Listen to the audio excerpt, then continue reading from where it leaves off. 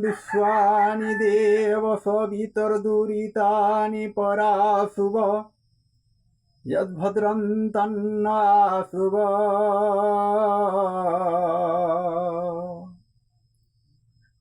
यद्भद्रं तन्नाशुभ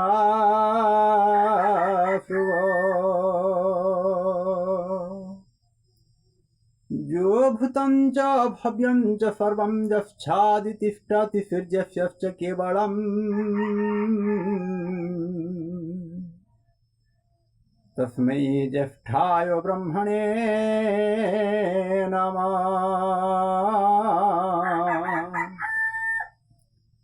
तस्मै ज्येष्ठाय ब्रह्मणे नमः।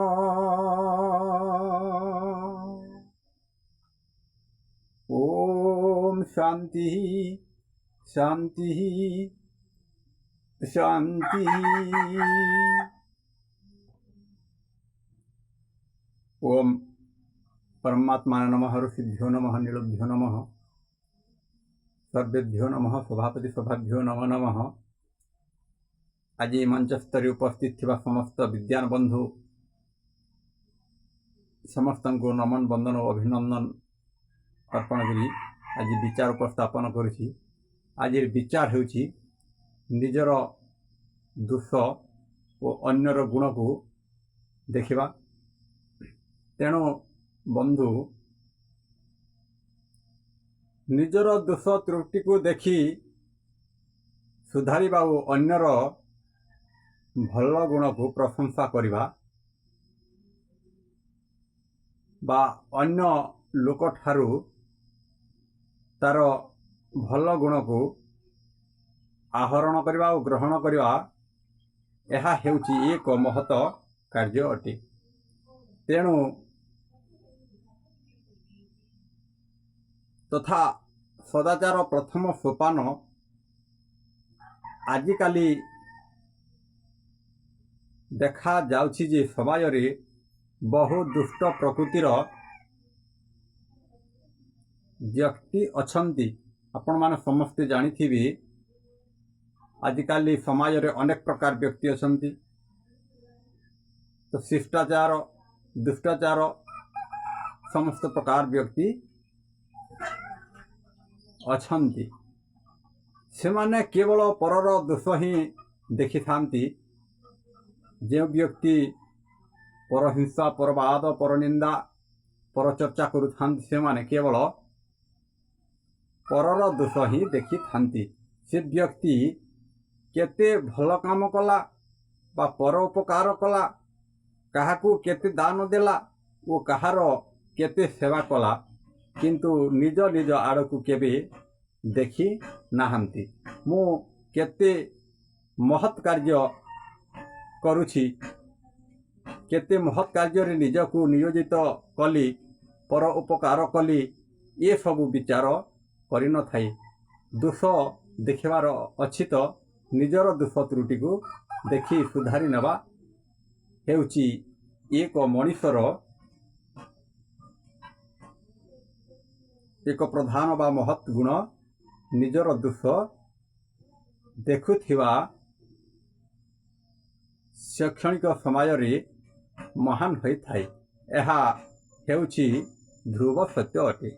तो केतेक व्यक्ति अछंती निजे काना करुछि निजे काना करू नाहंती, निजे भल करुछि कि मंद करुछि, निजे केते लोक उपकार करुछि, निजे केते लोकर अनिष्ट चिंता करुछि, केते लोकर मंद कर्म करुछि, से सब किछि न देखि अन्य जनकर दोष गुण को देखंती। किए भल करुछि, किए खराब करुछि, किए कहार अन्याय करुछि, किए कहार अत्याचार करुछि, किए कहार दुष्कर्म करुछि, किए कहाको दुष्व्यवहार दउछि, ये सब किछि लोके देखंती। किंतु निजे कौन करुछि, भल करुछि ना मंद करुछि, पर लोक को हिंसा करुछि कि पर लोकर क्षति करुछि ये सब किछि देखंती नहीं। आपण माने जानिथिबे आउ जो व्यक्ति भी देखंती निजे जदि काहाके गुटे छोटिया पेंटे जदि दान कर जेकोसी शिष्य को से केते प्रशंसनीय निजर गुण गान कर असंभव कथा। तेणु बंधु मनीषर एक प्रधान व महत्व गुण निजर दोष देखुथिबा मनीष समाज रे महान होइथाय। एहा हेउछि ध्रुव सत्य। जदि आमे काहाकू कटु भाषा कहूछु तो सी दुखित होई जाउछि। तेणु ये परि कटु शब्द कहा प्रति प्रयोग करिबा नाही। तो तेणु करी महाभारत रे कहा जाइछि तो भागवत रे मध्य कहा जाइछि कथा कहब चारि प्रकार दोष नथिबो। कथा कहब चारि प्रकार दोष नथिबो भागवत रे बा महाभारत रे कहा जाइछि।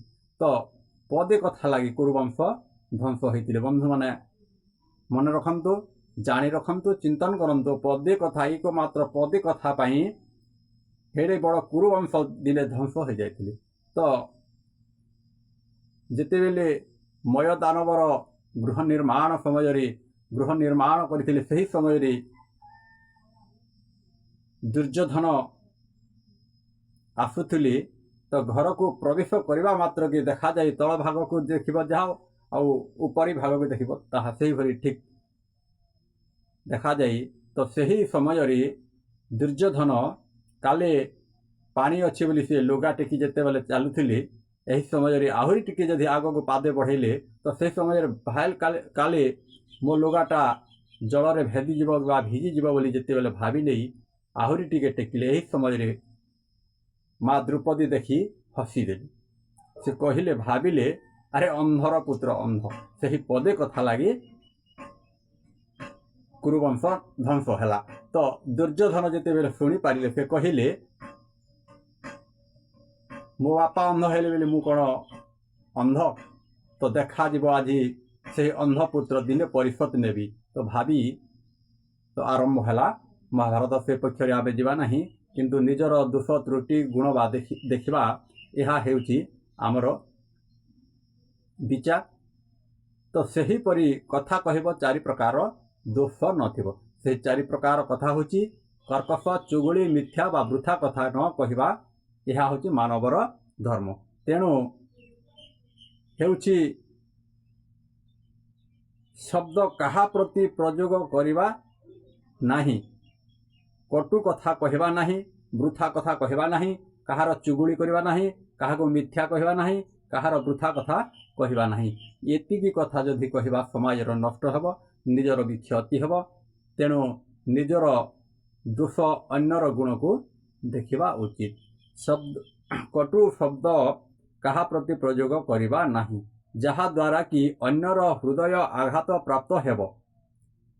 जदि आमर कथा काहाको कटुबोध हेउछि ये परि कटु वाक्य काहाकू कहिबा नाही। तेणु बंधु निजर आचरण को सुधारी नेबा वेद कहन्ति सत्यम ब्रूयात् प्रियम ब्रयात्, सत्यम ब्रूयात् प्रियम ब्रयात्। अर्थात सत्य को मधुर प्रिय वाक्य रे उच्चारण करिबा ये परि सत्य कहबा नाही जो द्वारा कि जड़े कष्ट पाइबू परे आम उपरे मध्य क्रोधान्वित हेब। तेणु बंधु बहुत क्रोध आसिले मन भितर थिबा राग, द्वेष, ईर्षा, घृणा आदि प्रतिशोधर भावना उद्रेक हुए। सेवा स्वाभाविक अटे। अन्य को भल पाइबार कलाटी को अपनाई नेले निज भितर थिबा खराब कथा गुड़िक अपसरी जीव ओ परस्पर प्रति प्रीति भाव उत्पन्न हेब। तेणु जेते भी कष्ट आसु, जेते भी दुख आसु, जेते भी ईर्षा आसु तो यदि निजे धैर्य सहित सही नेबा प्रतिशोधर भावना उद्रेक सेवा स्वाभाविक अटे। अन्य को भल पाइबार कलाटी को ଆପଣାଇ ନେଲେ ନିଜ ଭିତରେ ଥିବା ଖରାପ କଥା ଗୁଡ଼ିକ ଅପସରି ଯିବ ଓ ପରସ୍ପର ପ୍ରତି ପ୍ରୀତି ଭାବ ଉତ୍ପନ୍ନ ହେବ। ପ୍ରଥମ କଥା ହେଲା ନିଜର ଉଚ୍ଚାରଣ ଓ ଆଚରଣକୁ ଶୁଦ୍ଧ କରିବା। ଅନ୍ୟର ଦୋଷ ଦେଖିବା ଦ୍ୱାରା ଆମର ମନ, ବୁଦ୍ଧି, ଆତ୍ମା ସବୁ ଇନ୍ଦ୍ରିୟ ଗୁଡ଼ିକ ଅଶୁଦ୍ଧ ହୋଇଯାଏ, ମନ ମଇଳା ହୋଇଯାଇଥାଏ। ଏଣୁକରି ପ୍ରଥମତଃ ଆମର ବିଚାର ଶୁଦ୍ଧ ହେବା ଏକାନ୍ତ ଆବଶ୍ୟକ। ପରଚର୍ଚ୍ଚା, ପରନିନ୍ଦା ଅନ୍ୟମାନଙ୍କ ଆଗରେ କରିବା ମହାପାପ ଅଟେ। ଏଣୁ ପଣ୍ଡିତମାନେ କହନ୍ତି, ତ ଶାସ୍ତ୍ର ମଧ୍ୟ କହନ୍ତି, ଭ୍ରମରାଃ ମଧୁମିଚ୍ଛନ୍ତି ମାଳମିଚ୍ଛନ୍ତି ମୁଖିକାଃ ସର୍ଜନା ଗୁଣାମିଚ୍ଛନ୍ତି ଦୋଷମିଚ୍ଛନ୍ତି ପାମରାଃ। ତେଣୁ କୁହାଯାଇଛି, ଭ୍ରମରାଃ ମଧୁମିଚ୍ଛନ୍ତି ମାଳମିଚ୍ଛନ୍ତି ମୁଖିକାଃ ସର୍ଜନା ଗୁଣମିଚ୍ଛନ୍ତି ଦୋଷମିଚ୍ଛନ୍ତି ପାମରାଃ। ତେଣୁ ବନ୍ଧୁ, ମଧୁମକ୍ଷିକା ଫଳରୁ ମଧୁ ଶୋଷି ସଂସାରକୁ ଅମୃତ ତୁଲ୍ୟ ମଧୁ ବିତରଣ କରିଥାଏ। କିନ୍ତୁ ସେହିପରି ଆଉ ଏକ ମୁଖିକା ଅର୍ଥ ମାଛି, ତ ମୁଖିକା ସେ ବିଷ୍ଟା ପାନ କରେ, ତାକୁ ବିଷ୍ଟା ମୁଖୀ ବୋଲି କୁହାଯାଏ। ବ୍ୟକ୍ତିର ପଛପଟରେ ଆଲୋଚନା କରୁଥିବା ବ୍ୟକ୍ତିକୁ ବିଷ୍ଟା ମୁଖିକା ବୋଲି କୁହାଯାଏ। କାରଣ ଯେଉଁମାନେ ଆଗରେ କିଛି ନ କହି ଚୁପଚାପ ଚାଲିଯାଏ, ପଛରେ ଯଦି ଅନ୍ୟର ଚର୍ଚ୍ଚା, ନିନ୍ଦା ବା ଦୋଷ କହନ୍ତି, ସେମାନେ ହେଉଛନ୍ତି ସେହି ବିଷ୍ଟା ମୁଖିକା। ତ ବିଷ୍ଟା ମାଛି ଯେପରି, ସେହି ଲୋକମାନେ ହେଉଛନ୍ତି ସେହିପରି ବିଷ୍ଟା ମୁଖିକା। କାରଣ ମଣିଷର ପଛରୁ ହିଁ ବିଷ୍ଟା ନିର୍ଗତ ହୋଇଥାଏ। ଏଠାରେ ଚିନ୍ତା କରିବା କଥା, ଆମ୍ଭମାନଙ୍କୁ କେଉଁଟାକୁ ଗ୍ରହଣ କରିବାକୁ ହେବ, ମଧୁମକ୍ଷିକା ହେବା ନା ବିଷ୍ଟା ମୁଖିକା ହେବା? ସେ ବିଚାର ନିଜ ଉପରେ ବିଚାର କରିବା। ତ ବନ୍ଧୁ, ଆମେ ଯଦି ଭଲ ଗୁଣକୁ ଗ୍ରହଣ କରିବା ତ ମଧୁମକ୍ଷିକା ହୋଇପାରିବା, ଆଉ ଯଦି ଖରାପ ଗୁଣକୁ ଗ୍ରହଣ କରିବା ତାହେଲେ ବିଷ୍ଟା ମୁଖିକା ହେବା। ତେଣୁ